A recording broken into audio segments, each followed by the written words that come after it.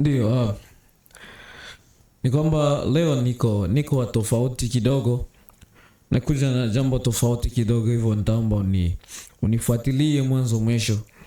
Kuna haya majina ya wasanii fulani ambao nawataja, ndio kwa maana nikuambia nitakuwa tofauti kidogo, so nitaomba unifuatilie vizuri. Wengi huwa mnamalizia video afu ndo mnaanza complain ya kwamba kwa nini mtumishi agusie mambo kama na haya, kwa nini mtumishi aongelee vitu kama hivi, kwa nini hata haya majina hapa. Kuna hawa watu hawa ambao ni wasanii wa nyimbo za secular.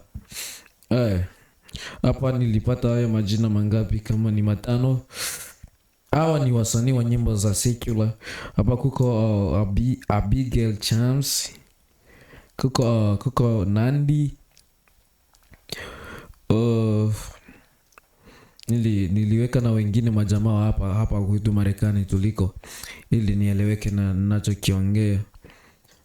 Kwa hapa kuko Gaspar. Huyu mwingine anaitwa kama auto nani. Hayo ni majina ya wasanii wa nyimbo za secular.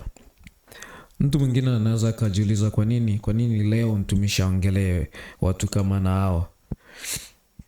Pia kuna aina nyingine ya wasanii ambao nataka niwaongelee pia, ambao hawa ni waimbaji wa nyimbo za injili. Pia kuna haya majina niloyaandika hapa. Huu mmoja ni Brother Godfrey, Joshua, James ya nguvu. Kuko huyu mwingine anaitwa kama MG, sikumbuki na wengine, niliandika yetu MG. Kuko Moza na wengine. Wazo kajiuliza kwa nini niongelea ya mambo leo. Nataka nisaidie mtu mmoja wa Mungu leo, jinsi mambo yanavyoishi, mambo yanavyokuwa. Aelewe namna ya kuongea, namna ya kuendelea.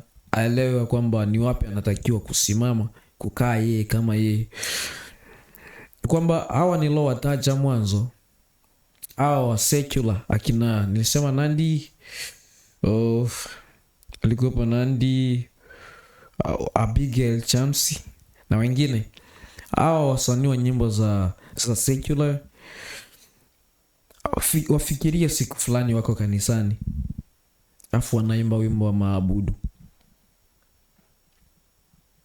Ni jambo fulani ambalo halieleweki hivi. Just fikiria tu watu kama hawa, ibada inaweza ikaendaje? Mimi kwa upande wangu, ibada inaweza ikaenda vizuri. Kwa nini? Hawa ni watu ambao wana vipaji. Hawa ni watu ambao wana vipaji vilotoka wapi? Kwa Mungu. Ni vipaji vilotoka kwa Mungu. Waimbaji wa nyimbo za secular almost wote wana vipaji vilivyotoka kwa Mungu. Hawa watu hawa na hawa wa injili wote wana kipaji ambacho ni wana vipaji ambavyo ni vya uimbaji ambavyo vimetokana na Mungu. Tofauti iko wapi? Ni kwamba hao wa secular wana uwezo wa kwenda kanisani wakaimba lolote lile na watu wakabarikiwa.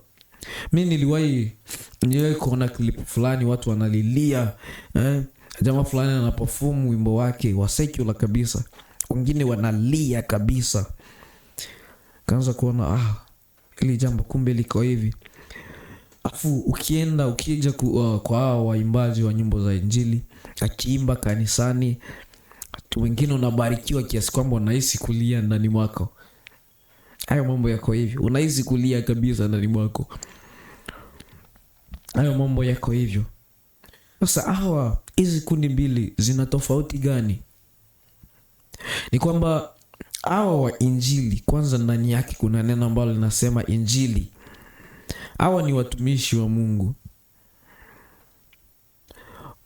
Kuchanga wasanii wote wa injili na wa secular, wote ni watu wa Mungu, lakini wa injili hawa ni watumishi wa Mungu. Lakini sasa ni hawana tofauti sana, kwa sababu hawa wa injili wanatakiwa kufanana kile wanachokifanya, kwa sababu injili ni, Biblia inasema kwamba ni uwezo wa Mungu uletao wokovu.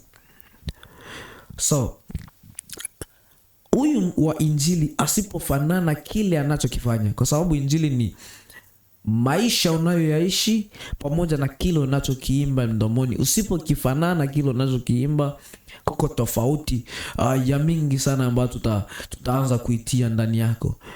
Tutakuwa na mashaka na wewe. Kwa nini? Kwa sababu injili ni kitu ambacho kinabadilisha. So popote unapoona mwimbaji wa nyimbo za injili, yamkini mwenendo wake au fanani kile anachokiimba, ni kwamba huyu ni mtu wa secular, anaweza kuimba haya ya injili kwa sababu yeye anacho kipaji cha uimbaji tu, lakini ni mtu wa secular.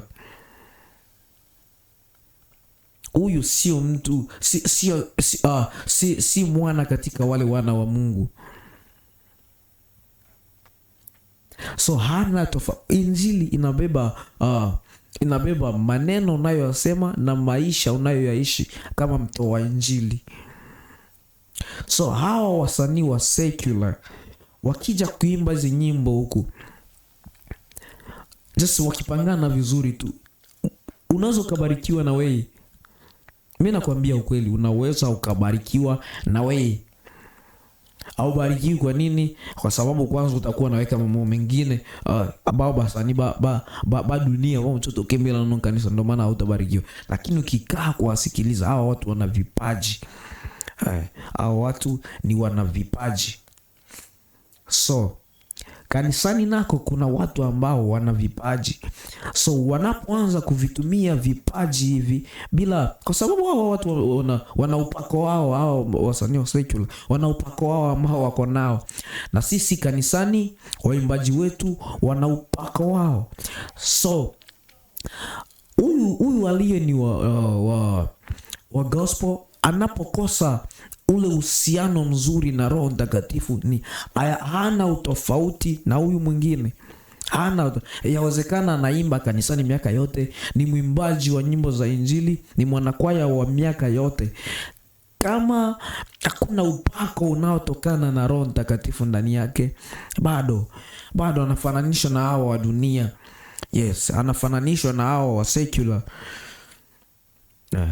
Na mimi kwa upande wangu, ni bora nianze kuimba hayo mambo ya secular miaka yote kuliko kuwa kanisani kujizuia kufanya mambo mengine aliyakuwa kuna yale ninayoyafanya kwa siri siri. Ni bora nisiokoke kuliko kuokoka wokovu ambao uko feki. Ni bora nisimtumikie Mungu kuliko kumtumikia Mungu kwa njia fulani kama ya kwa njia ya unafiki. Ni bora hata nisimtumikie Mungu arala. Kwa hiyo ndugu yangu, yamkini ni mwimbaji wa siku zote kanisani, just tujitahidi kuimba katika roho na kweli. Kwa nini usione unaimba vizuri ndio kwa niko vizuri kwa Mungu kwa sababu naimbaga vizuri tu kanisani? Hata wale ambao ni wa secular wana uwezo wa kuingia kanisani na wakaimba na watu wakabarikiwa. Mimi nataka niwaambie, huo ndio ukweli. Huo ndio ukweli ambao utasaidia maisha yako. Jitahidi mahusiano yako na Mungu endelee kuwa vizuri, endelee kuimarika, ili tuendelee kusimama vizuri na huyo Mungu. Amen.